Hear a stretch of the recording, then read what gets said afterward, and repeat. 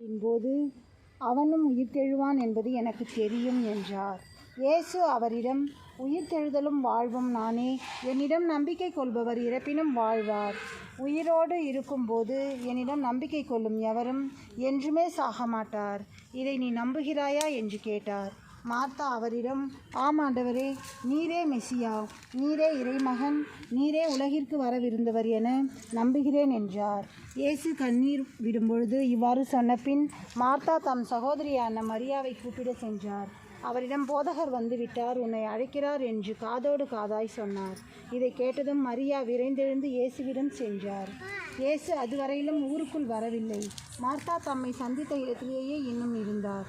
வீட்டில் மரியாவுக்கு ஆறுதல் சொல்லிக் கொண்டிருந்த யூதர்கள் அவர் விரைந்தெழுந்து வெளியே செல்வதைக் கண்டு அவர் அழுவதற்காக கல்லறைக்கு போகிறார் என்று எண்ணி அவர் பின்னே சென்றார்கள். இயேசு இருந்த இடத்திற்கு மரியா வந்து அவரை கண்டதும் அவர் காலில் விழுந்து, ஆண்டவரே, நீர் இங்கே இருந்திருந்தால் என் சகோதரன் இறந்திருக்க மாட்டான் என்றார்.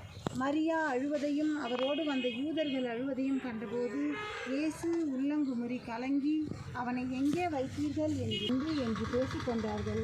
ஆனால் அவர்களில் சிலர், பார்வையற்றவர்களுக்கு பார்வையளித்த இவரை சாகாமல் இருக்க செய்ய இயலவில்லையா என்று கேட்டனர். தேவா, இதோ இந்த மாலை வேலைக்காக உமக்கு நன்றி செலுத்துகிறோம்.